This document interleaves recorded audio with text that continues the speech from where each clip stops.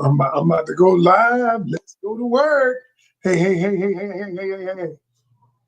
Hey.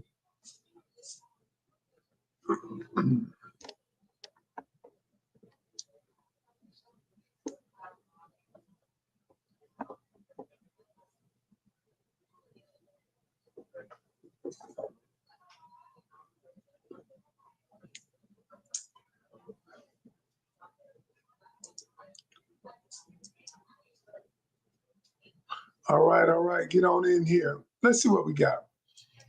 Let's throw a little music on. Here we go.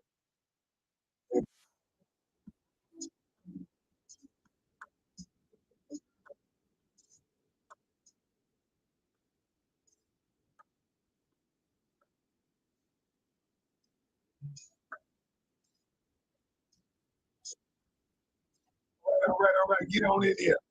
Let's get it. Let's get it.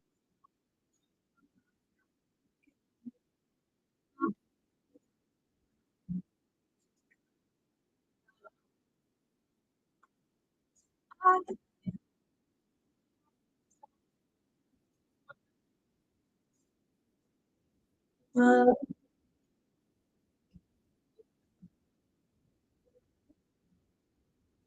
right, all right. Let's get it.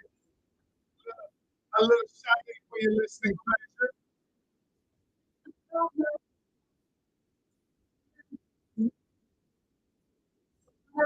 Yeah, that's shot. Yes. Oh, yeah.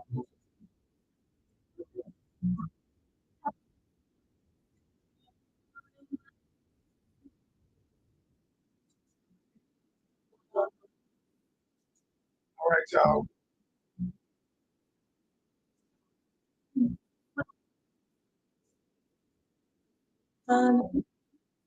All right, all right. Welcome, welcome, welcome. All right. The topic tonight, I wanted that for your listening pleasure.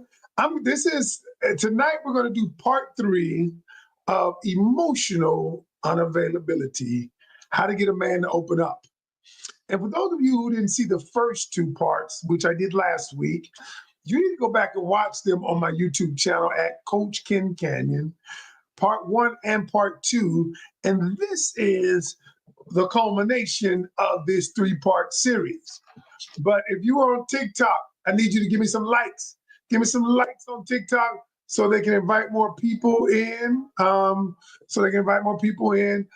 to make sure that if you're on Instagram, can you hear me? Can you hear me? Can you hear me? Can you hear me? If you're on Instagram, I hope you can hear me. All right. If you don't hear me, let me know if you can hear me. Please, please, please. You know, on TikTok, let me know if you can hear me. If you are on YouTube or Facebook, let me know that if you can hear me. Yes, yes. Good, good, good. Yeah, heard. Okay, okay, okay. All right. All right, y'all. So I need y'all to give me some likes on TikTok. And if you can hear me on YouTube, yes, say, yes, coach, we can hear you. All right. Yes, because I had some problems with my YouTube. I mean, not my YouTube, with my Instagram last week. I just want to make sure that I am properly equipped to deliver this message tonight. I gotta tell y'all something. So last week, but before we get into that, let's do this. First off, tell me your name and where you're checking in from, your name and where you're checking in from, so I can properly welcome you, because you could be anywhere in the world, but you are here with me tonight. All right. Somebody said, I don't know why my voice sounds that way. It's just my voice. I don't know what roofed is. Roofied. I don't know. It's just my voice. All right. But listen, so tell me, let's see who we got. We got what's that? Tanita from DC, Helen from Minnesota in the building. All right. We got Isaiah from Fort Payne, Alabama in the building. We got, yes, Lucy. Oh, no. Lynette from Sacramento, California in the building. Pam from New York in the building. Lisa from Camden, New Jersey in the building. Let's say Latrell from Alabama in the building. Welcome, Latrell. All right. Where else are you checking in from? All right. Toronto. That's KJ checking in. My cousin.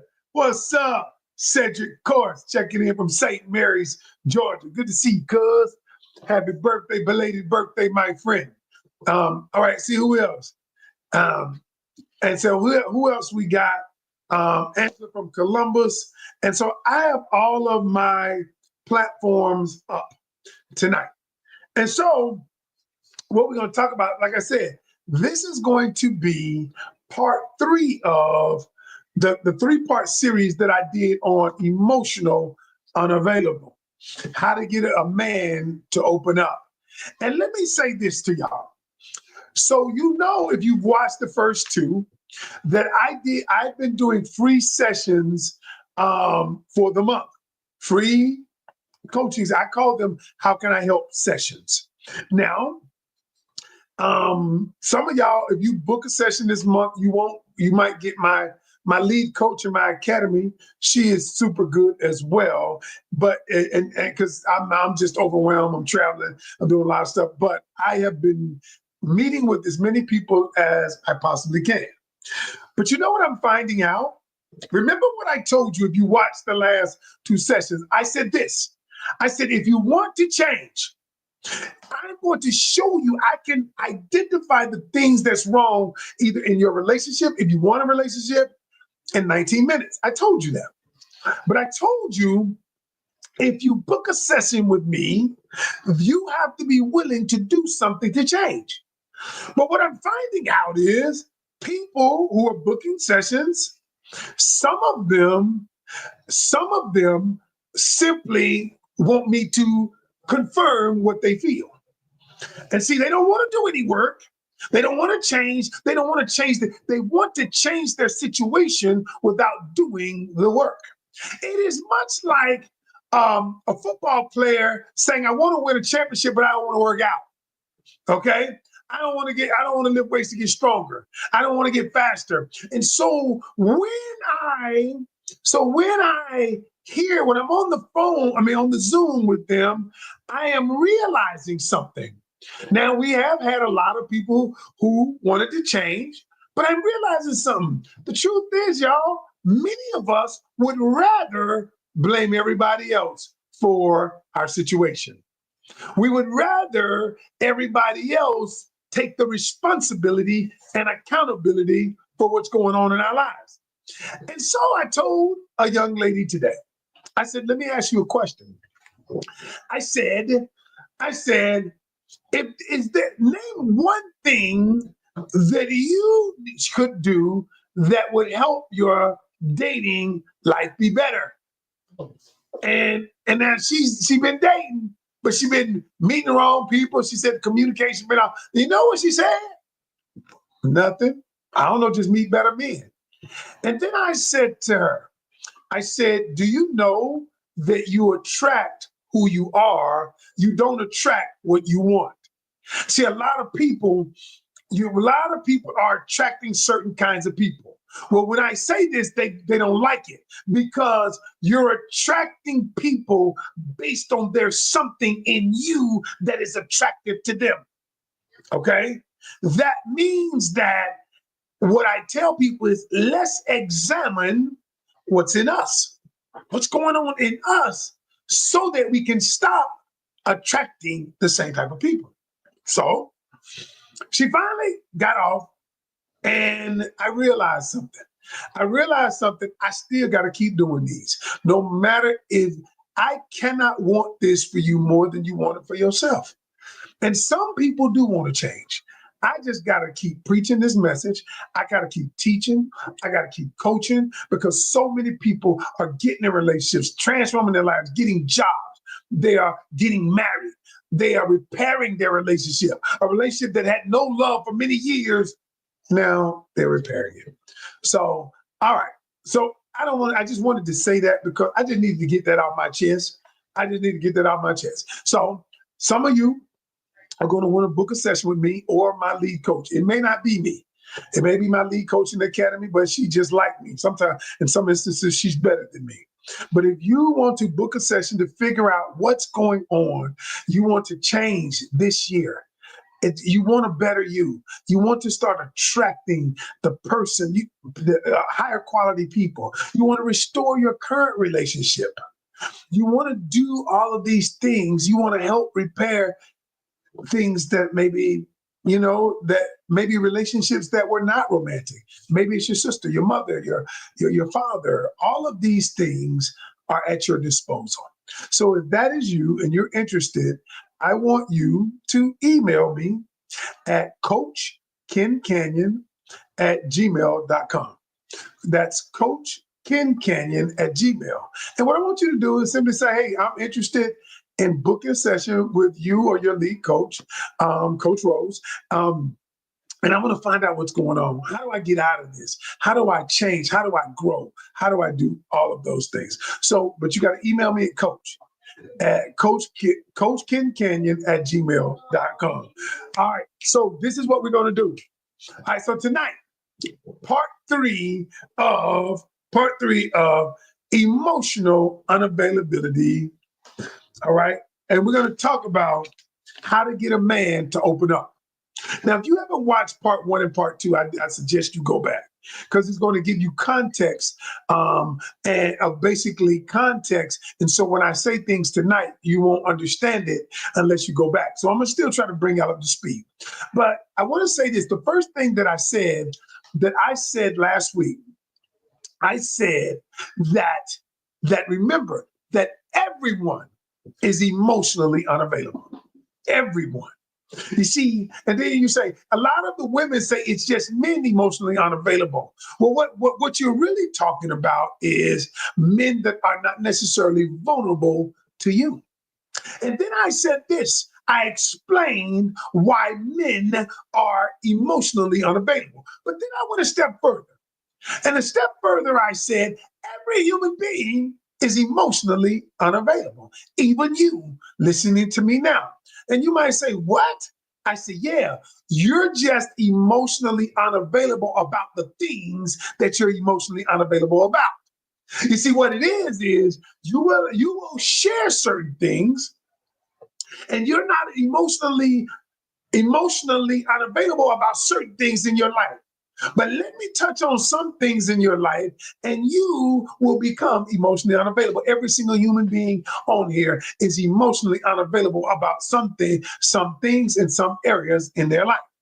And so what I said was, then I went day two, I went on and explained how do you get a man to open up?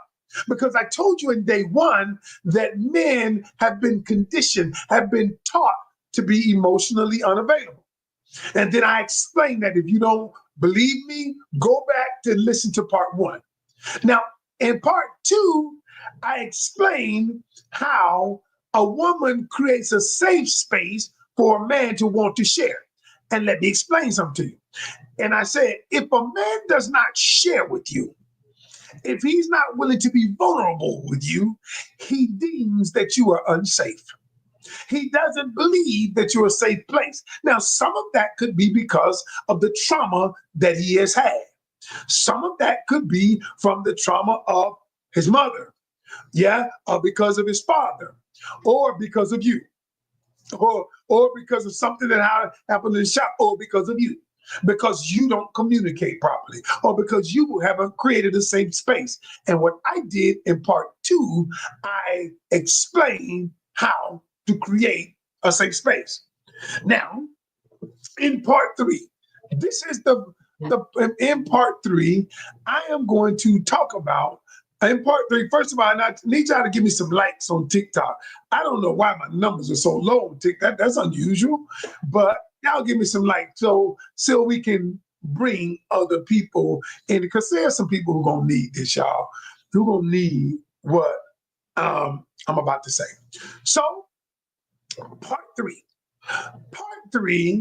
what we're going to talk about is that Tanita Jones said most women overly communicate. And Tanita, I think it's Tanita. I'm going to tell you that's not true. Most women overly communicate about the things they want to overly communicate about. That's what they do. But when it comes to some things about them, they don't want to communicate. Now, they want to overly communicate when it comes to asking a man how he feels about the relationship. Majority of women don't know how to communicate either. She says the majority of men don't know how to communicate. Let me just say this. I'm a communications expert. I've been teaching communication for a long time. The majority of women don't know how to communicate either. The majority of men don't know how to communicate. The majority of people don't know how to communicate because they've never been taught.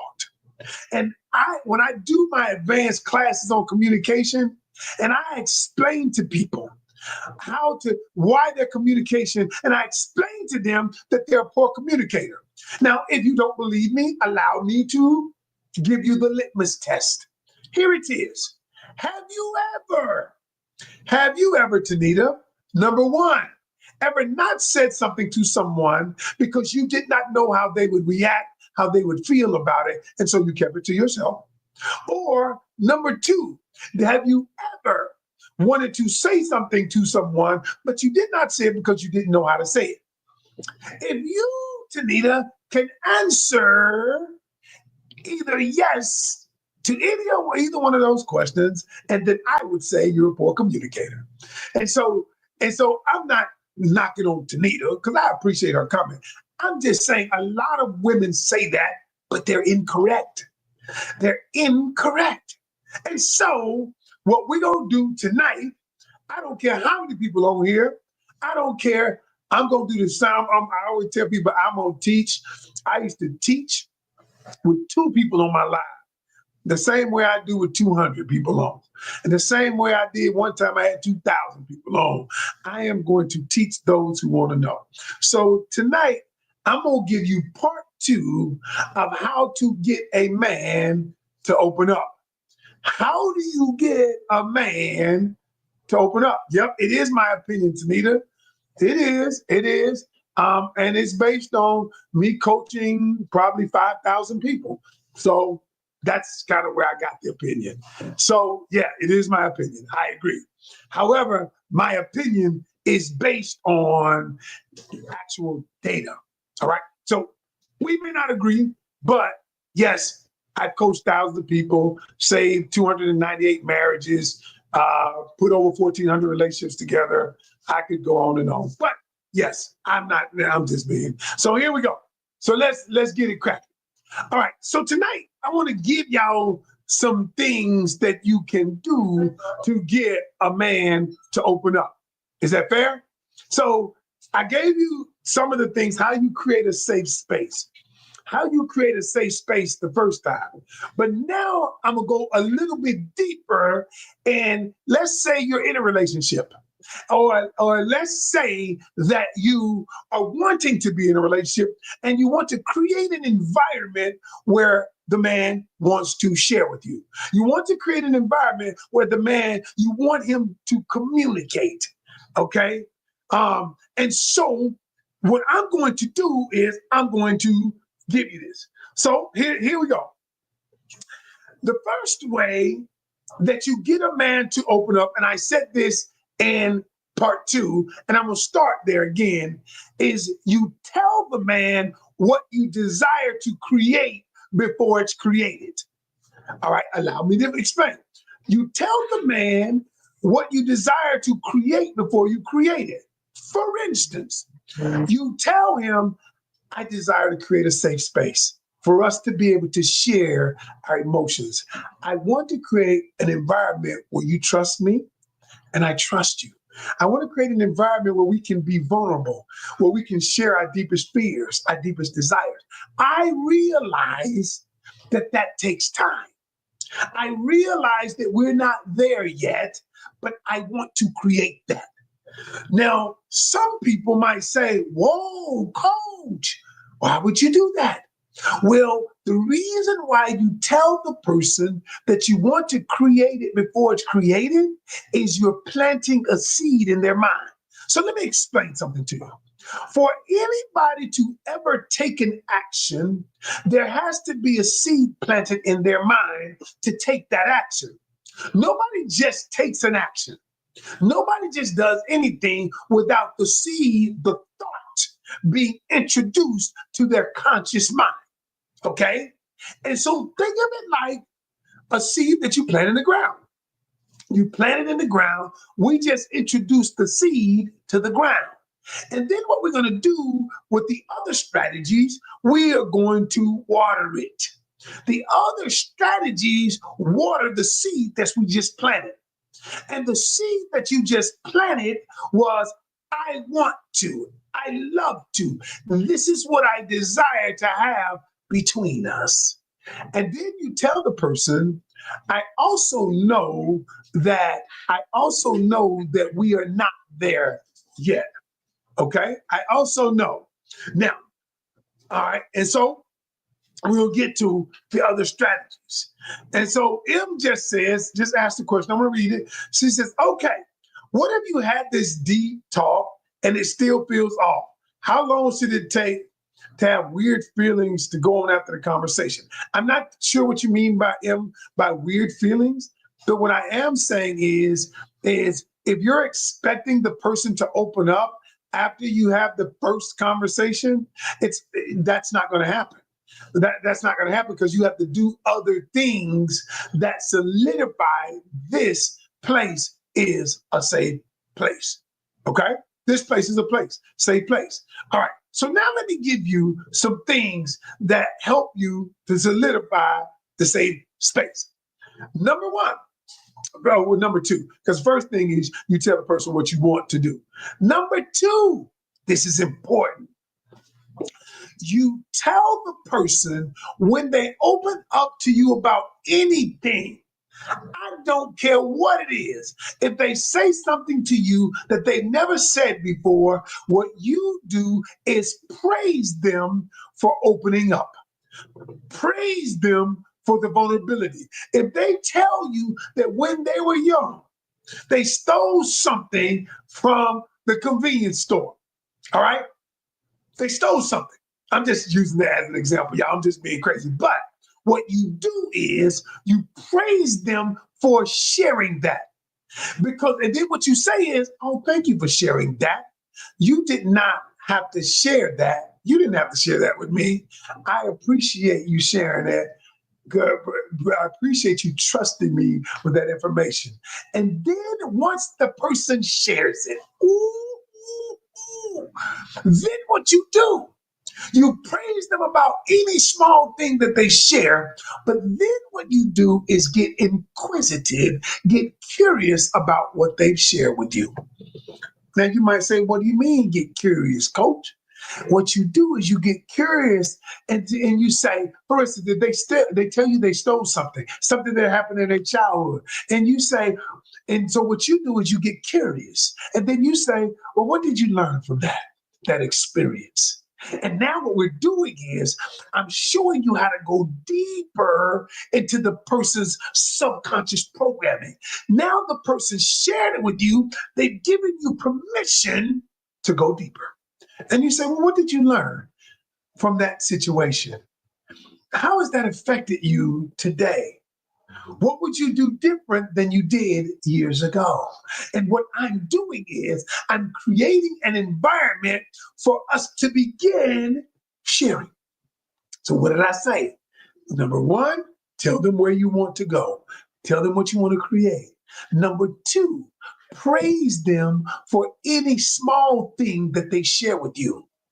And then what you do is use that to get curious, to get inquisitive and start saying, hey, you to go deeper. What did you learn from this? How did it affect you? How did you grow from this? Now what we're doing, he has given you the permission to go deeper. Oh, number three, when you begin to go deeper, what I want you to do is never, ever, ever, if you do this, it's over. You cannot, when he begins to share with you, you cannot weaponize what he shares with you.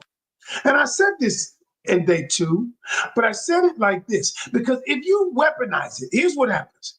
In reality, somebody tells you something. And then when y'all get mad, what do? You bring it up again. And then he says, wow, I won't tell you anything again because what you've done is, yeah, remember when you told me you stole something from the store? I still believe you steal.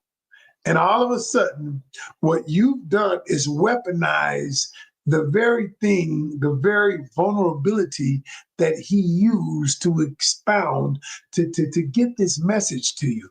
And then he will never open up again. He will never open up again. You won't get it back. Now you can if you come to a coach Ken and he shows you how to go through a process to get it back. But it's a long, arduous road because what you have done is that is what we call a breach of trust. Much like infidelity, infidelity is a breach of trust. Whenever you weaponize something, it is a breach of trust. Okay? That is the third thing. And how many of you, would anybody want to tell the truth? Anybody ever weaponized something somebody said? I know you have. Somebody told you something, you brought it up again, and you used it against them when you got mad, when they said something to you that you didn't particularly like. Anybody ever done that? Anybody ever done that? Anybody ever done that? I know y'all don't want to admit it, but I know people have done it. Okay. Number 4. All right, thank you, Victory. Okay, Tanita, I appreciate you saying I have. Now, number 4. Ooh, I wrote this one down.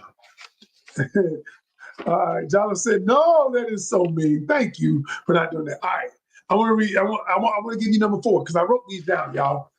This is from my 3-part series. I don't need to go from any book on the internet. This is out of my head. This is years of coaching. Years of coaching. And I don't even give y'all everything, but I give you something. Number 4. Number 4, if you want a man to open up, when he tells you the truth, don't victimize yourself. Because a lot of times when somebody tells you the truth, you become the victim. You victimize yourself, and what happens is the person. So if you ever notice how a lot of times you always say, I just want you to tell me the truth. I just want you to tell me the truth. I just want you to tell me the truth. Tell me the truth. And then when the man tells you the truth, then you victimize yourself like the person is beating you up. Like they tell you the truth. Well, you communicate in a certain way that is disrespectful.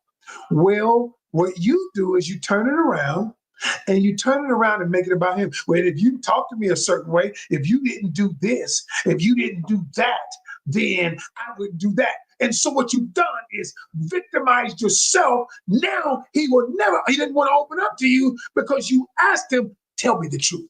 Tell me the truth. Tell me the truth. Now what you've done is shut the door on him opening up. How many of y'all have victimized when a man tells you the truth? You ask him, you say, tell me the truth. But the truth is, you really only want to know the truth when you like the truth. But when you don't like the truth, what do? You victimize yourself, and then the man says, I don't want to tell you anything else. I don't want to tell you anything else because you victimize yourself. And so, y'all know I'm telling the truth. Y'all know I'm telling the truth. Because how many times have you said, just tell me the truth? Just tell me the truth. And then when he tell you the truth, what you do? You don't want to hear the truth. And because you don't want to hear the truth, and then what you do is you victimize yourself, and then he says, that ain't safe. That is not a safe space for me. So I'm not going to go there. Wow. Number 5. When he tells you the truth, you want to get a man to open up? When he tells you the truth, be willing to do something about it. And so what I'm saying to you is this. If I tell you the truth, my wife told me something recently. She told me something So we just started a new production company.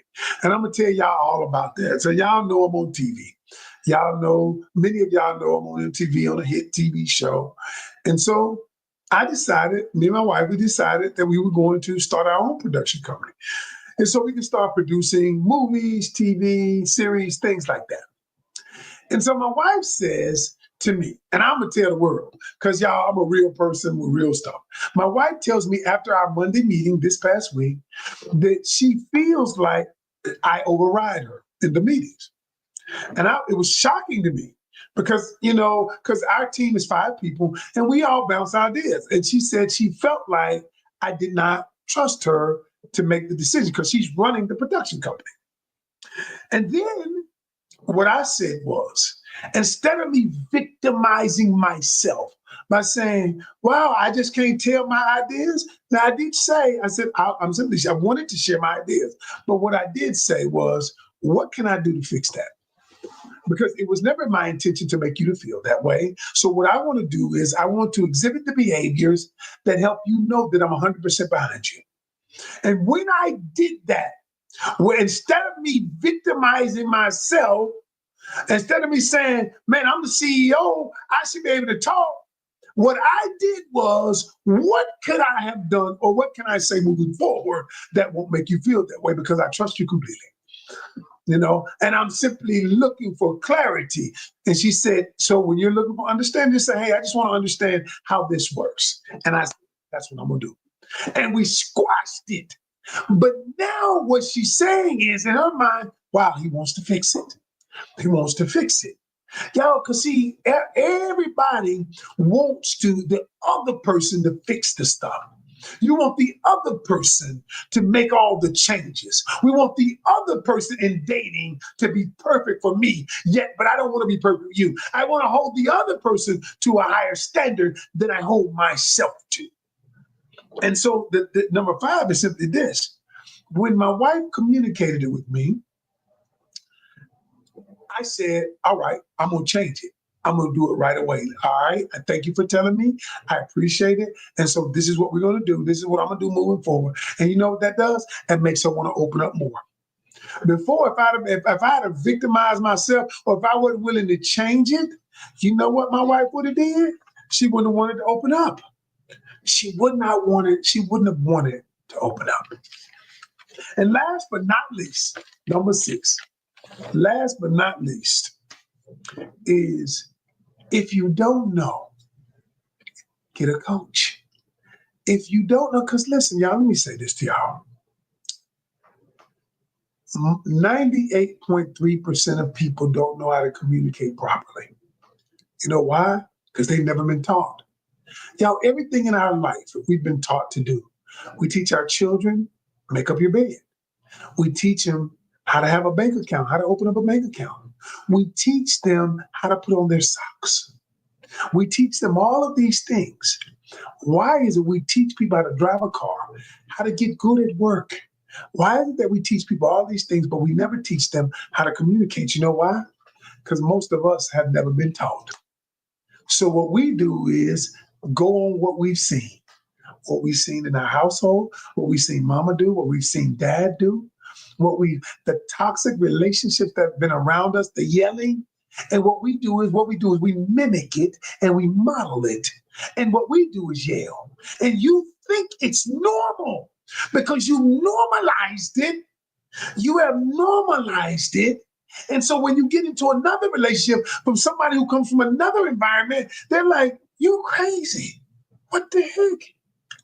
Because that's what they were taught. And so what I tell my people, I coached a lot of people, y'all.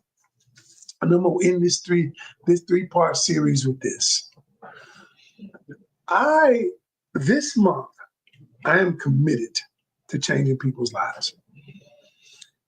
That's why I'm doing free sessions, either me or my lead coach, Rose. We're going to do sessions, and I call these sessions, how can I help? How can we help you?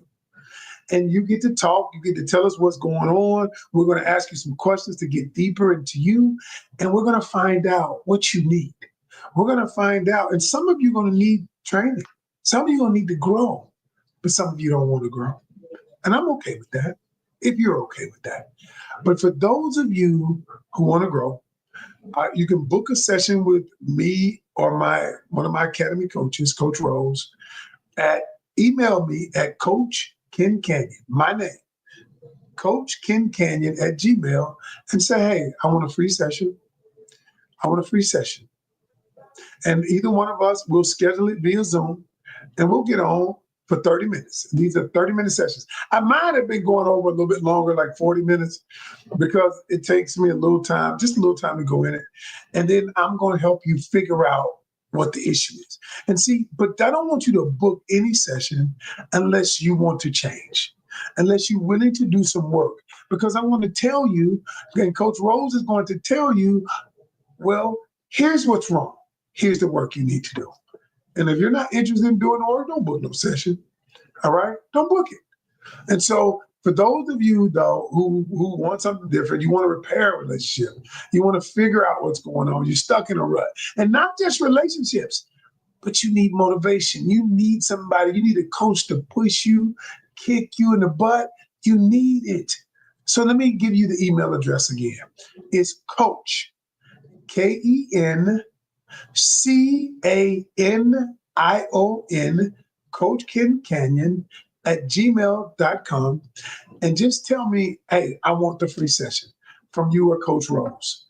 I want the free session. And then, but I do need you to tell me one thing, what time zone you're in.